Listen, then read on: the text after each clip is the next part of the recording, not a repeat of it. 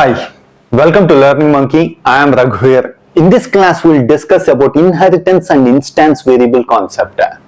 So this is very much similar to the concepts which we already discussed in our previous class, inheritance concept. Please watch that class and come back here. But the explanation which we are going to provide here, the memory level explanation and the execution level explanation, these understandings are must for better understanding of the next concepts. So please watch our previous classes and come back here. The link for the playlist is provided in the description below. Coming to today's class, let's try to understand the execution level and memory level understanding of instance variables. Class A, int p is equal to 40. So we had an instance variable p and the value is 40, and we are having one more method called m1. So now coming to the next class, class B extends A. B is going to extend A. In this class, we are having an instance variable Q and the value is 50, and we are having M2 method int C is equal to P plus Q. So whenever this execution goes P plus Q, first it is going to check the P value from here in this class. Is it there P? No. So now it is going to check above. Is P is there? Yes. It is going to get the value from here, 40. What is the value it is having? 40. So 40 plus Q. It is going to check the class in instance variable from here. Yes, Q is there, 50. 40 plus 50, 90. It is allocated as C, and it is going to display System.out.println of C. This is how execution goes. You need to have that understanding. Now coming to the next class test, public static void main of string arguments of see what happens. The memory level understanding. B, OB is equal to new B of. We are creating an object for class B. From our previous classes, we clearly discussed that whenever we created an object, space is allocated in the heap. How much space it is going to be allocated in the heap? In order to store the instance variables. But you need to understand here, we are creating an object for B. B is a class which is extending A. So how much space it has to be allocated? It has to allocate space for the instance variables that present in both B and A. B is having instance variable Q. You need to allocate space for Q, and P is a variable that present in A. So you have to allocate space for all the variables. If you are having multi-level, yes, for all the classes instance variable space has to be allocated.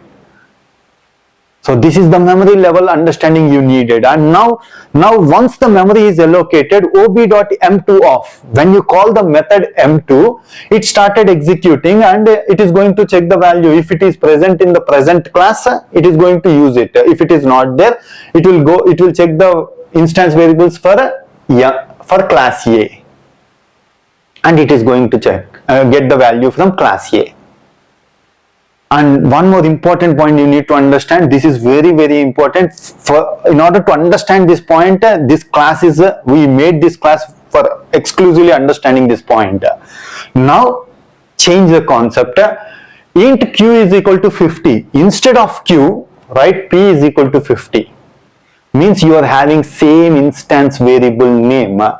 So what is the name for class P here? What is the instance variable name? P. What is the name here? P. Both are having the same variable name. So what happens? How it is going to check?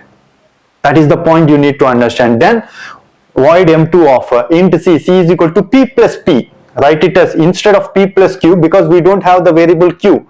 P plus P. Our assumption is one P from here, another P from above class. Will the execution go like that? No, it is not going to do like that. What happens during the execution? So whenever you call this ob.m2 off, here we are having C is equal to P plus P. First it is going to check value P in the present instance variables. Yes, P is there, 50. So if P is present here, it is not going to check in the above class. So it will get the value from the present class, P plus P. What is the value? 50 plus 50. C is equal to 100.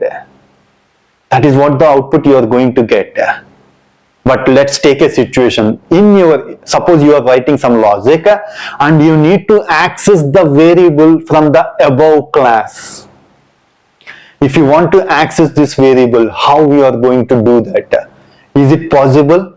Yes, it is possible. How we are going to do that? That we are going to understand in our next coming classes. So there we are going to use the same example, how to access the variable that present above the class from the inherited class.